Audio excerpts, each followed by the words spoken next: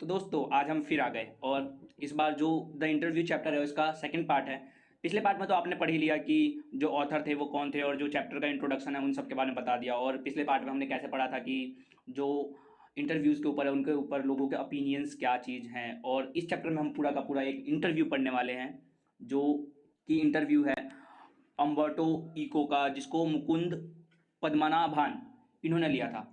तो बिना देरी किए हम पार्ट 2 को शुरू करते हैं।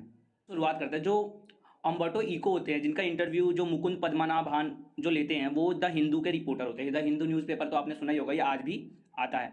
तो जो अम्बर्टो इको होते हैं इनके बारे में बताता हूँ। जो ये होते हैं एक प्रोफेसर होते हैं द यूनिवर्सिटी ऑफ बोलोगाना के। और ये जो बोलोगाना है ये कहाँ पे है, इटली में है। और जो अम्बर्टो इको होते हैं ये एक स्कॉलर होते हैं। स्कॉलर का मतलब होता है कि किसी भी चीज़ के बारे में बहुत ही कत्था ज्ञान, बिल्कुल बहुत ही ज़्यादा ज्ञान, उनको सब कुछ आता हो, मतलब ऐसा कुछ।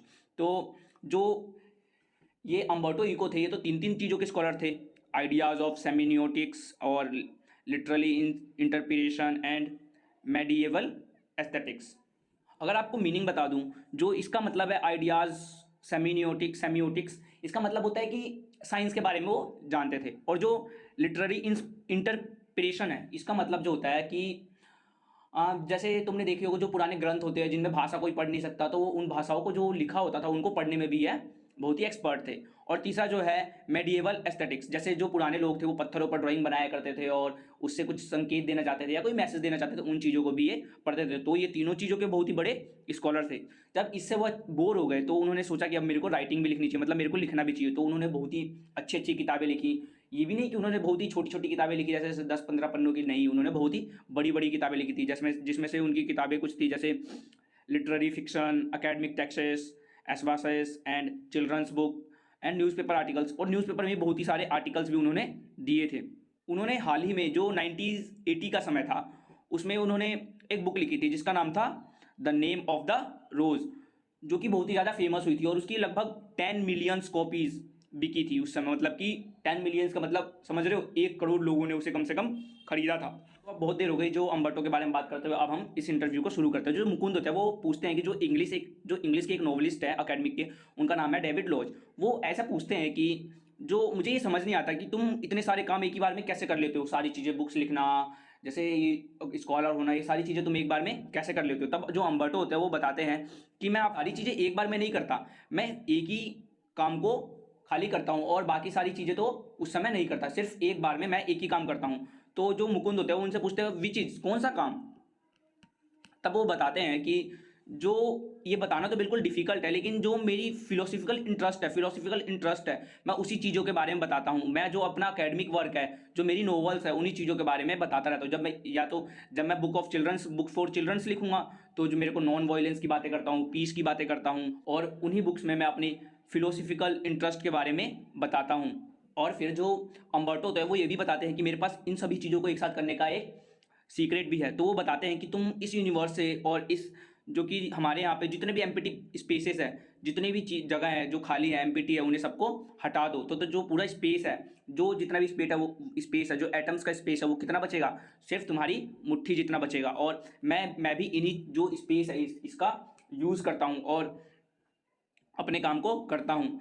और वो ये भी बताते हैं कि जो उन्होंने जो इनका एम्प्टी स्पेस होता है उनको उन्होंने नाम दिया होता है, जिसको मैं इंटरेस्टिक्स इस नाम से बुलाता हूँ। और ये जो मेरे प्लेस है वो मुझे बहुत ही ज़्यादा पसंद।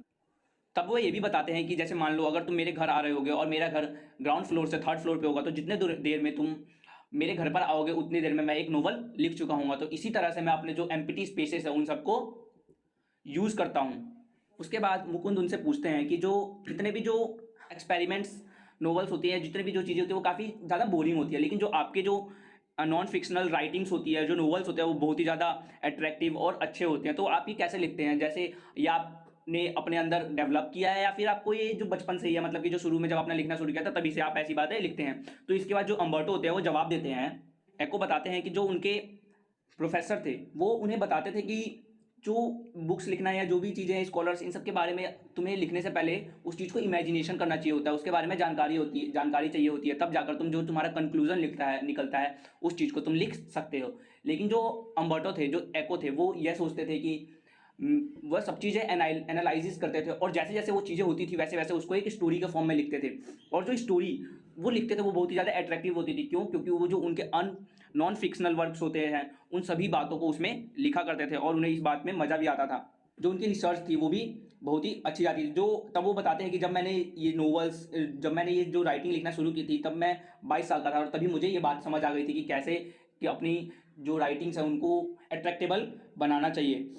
और वो ये भी बताते हैं कि जो वो चीज़ें लिखना चाहते हैं वो एक नरेटिव फॉर्म में लिखना चाहते हैं ताकि लोग उसे ज़्यादा पसंद करें। और वो ये भी बताते हैं कि जब उन्होंने नॉवेल्स लिखना काफ़ी लेट स्टार्ट किया था, लगभग जब वो 50 साल के थे तब उन्होंने वो नॉवल लिखना चालू किया था।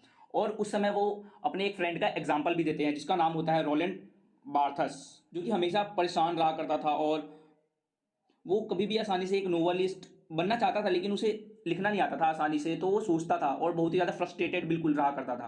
अब वो बताते हैं कि जो उनके जो दोस्त थे वो एक एसेइस्ट थे और वो एक नोवेलिस्ट बनना चाहते थे, लेकिन जब तक वो नोवेलिस्ट बनना चाहते जब तक उनकी मौत हो गई थी और इस वजह से वो कभी नोवेलिस्ट लिखना नहीं बन पाए थे। तब वो जो एको होते हैं वो ये भी बताते हैं कि मैं भी कभी नहीं चाहता था कि मैं नोवेलिस्ट बनूँ और नोवेल लिखूँ। वो तो एक बार मैंने ऐसे ही मतलब मजाक मजाक में इस तरह के लिखना चालू किया था और एक्सीडेंटली वो नोवेल बहुत ही अच्छी हो गई थी और मुझे उस चीज़ में मज़ा भी आने लगा था। क्यों? क्योंकि मैं हमेशा नॉन फिक्शनल चीज़ें लिखता था, अब मैं फिक्शनल चीज़ें भी लिखने लगा था।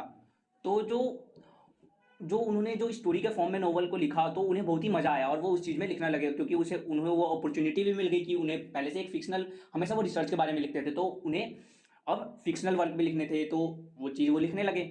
तो इसके बाद जो मुकुंद होते हैं वह पूछते हैं कि आपने जो अभी आपकी जो बुक है आपने एक वो की है, पब्लिश की है, उसका नाम है द रोज़। उसके पब्लिश के बाद आप बहुत ही ज़्यादा फेमस हो गए हैं, लेकिन आज तक आपने सिर्फ 5 नोवेल और लगभग 20 से ज़्यादा अपनी रिसर्च के बारे में बुक्स लिखी हैं। तब जो एको होते हैं उन्हें बताते हैं कि 20 नहीं 40। तो जो मुकुंद होता है वो कहते हैं ओवर 40। तो आपको जो सारे लोग हैं वो उनसे किसी से भी आप पूछिएगा कि जो अम्बर्टो एको है वो क्या है, तो सारे के सारे नोवेलिस्ट जवाब देंगे। आपको इस बात से अच्छा लगता है, मतलब आपको इस बात से बुरा नहीं लगता कि आपने जो इतनी सारी रिसर्च की बुकें लिखी हैं फिर भी आपको एक नोवेलिस्ट कहा जाता है? तब जो एको होते हैं वो जवाब देते हैं, वो कहते हैं कि हाँ ये चीज़ें मुझे परेशान तो करती है, लेकिन जो मैं एक यूनिवर्सिटी का प्रोफेसर हूँ और जो मैं नोवेल्स है वो सिर्फ संडे संडे को ही लिखता हूँ। क्यों? क्योंकि मैं इसे, ये मजाक नहीं है। क्यों? क्योंकि मैं जब नोवेल लिखता हूँ तो मैं जितनी भी कोई भी अगर मीटिंग होती है या फिर कोई पार्टीज होती है तो किसी भी जगह पे नहीं जाता, मैं उस जो खाली समय होता है उसका यूज़ करके नोवेल लिखता हूँ। और मैं सिर्फ जो एकेडमिक कम्युनिटी जो होती है और जो कॉलेज के जो प्रोफेसर्स की मीटिंग होती है सिर्फ उसी में जाता हूँ। और जो लोग होते हैं वो सिर्फ, और जो ऐसे लोग होते हैं जिनके लिए मैं नोवेल लिखता हूँ वो सिर्फ नोवेल ही पढ़ना पसंद करते हैं क्योंकि रिसर्च बहुत ही ज़्यादा बोरिंग होती है, इसीलिए सारे लोग हैं मुझे नोवेलिस्ट के नाम से जानते हैं और मुझे अब नोवेल लिखना बहुत ही अच्छा लगता है। लेकिन मुझे ये चीज़ बहुत ही ज़्यादा परेशान करती है क्योंकि जो लोग हैं मुझे एक नॉन फिक्शनल राइटर नहीं एक नोवेलिस्ट के नाम से जानते हैं, लेकिन कोई बात नहीं। तभी मुकुंद पूछते हैं कि जो आपकी जो सबसे जो लेटेस्ट बुक है द नेम ऑफ द रोज, तो आपको उस बुक में जो स्टोरी है वो एक डिटेक्टिव से लेकर शुरू हुई है, जो कि एक डिटेक्टिव से शुरू होती है और उसके बाद आप उसमें मेटाफिजिक्स और थियोलॉजी और मेडिएवल हिस्ट्री इन सब के बारे में बात करते हैं, जो कि लोगों को बहुत ही ज़्यादा पसंद आती है, खासकर मास ऑडियंस को। तो आप इस बात से पजल नहीं होते हैं? आप इस बुक की सक्सेस को लेकर कंफ्यूज हैं? तब एको जवाब देते हैं कि नहीं, मैं इस बुक की सक्सेस को लेकर कोई कंफ्यूज नहीं है, लेकिन जो पब्लिशर्स हैं वो इस बुक की सक्सेस को लेकर कंफ्यूज है। क्यों? क्योंकि जो लोग हैं वो ज़्यादातर डिफ़िकल्ट रीडिंग एक्सपीरियंसेस नहीं लेना चाहते, लेकिन जो ये बुक है इस बुक को ज़्यादातर लोग पढ़ रहे थे और जो पूरे वर्ल्ड है उसमें लगभग 6 बिलियन लोग करीब रहते हैं, और लेकिन जो मेरी बुक है वो करीब 10 से 15 मिलियन लोगों ने ही खरीदी है, मतलब जो कि पूरे वर्ल्ड के लोगों का बहुत ही कम परसेंटेज है। मतलब कि इतने लोग इसमें इंटरेस्ट दिखाते हैं जो डिफ़िकल्ट रीडिंग एक्सपीरियंस है उसको लेना चाहते हैं। वो ये भी बताते हैं जैसे कि मैं ज़्यादातर शोज़ देखना पसंद नहीं करता। लगभग जो रात को 9 बजे डिनर के समय मेरा जो 2 शो आते हैं, मियामी वाइस और इमरजेंसी रूम, इन्हीं शो को देखना पसंद करता हूँ। तो लोगों की अपनी अपनी चॉइस होती है, जो वो पढ़ना चाहे वो पढ़ सकते हैं।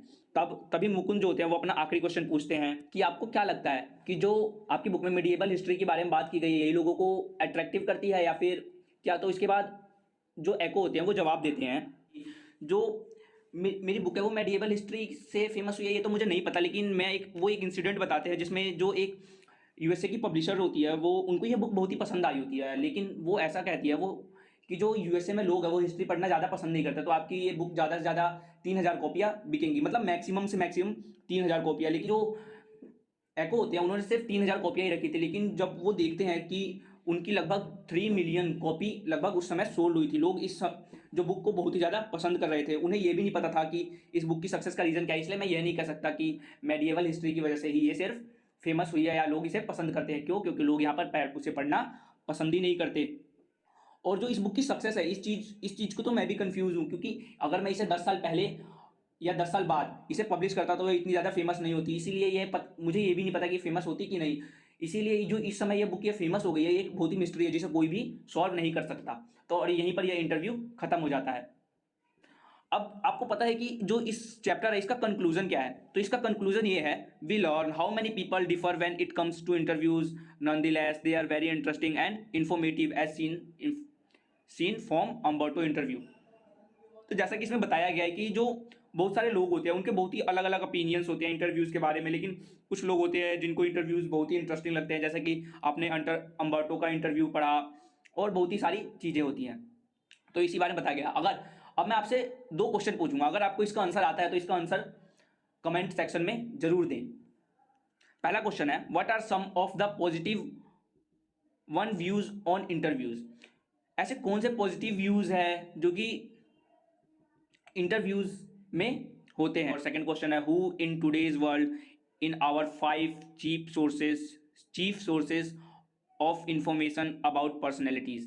और पर्सनैलिटीज़ के बारे में जो चीफ सोर्सेज है उनके बारे में इंफॉर्मेशन इस दुनिया में आजकल कैसे कौन दे रहा है, इस चीज़ के बारे में आपको बताना है। और ऐसी ही और वीडियोज़ के लिए हमारे चैनल को सब्सक्राइब करें और बेल आइकन को ज़रूर प्रेस करें। Thank you.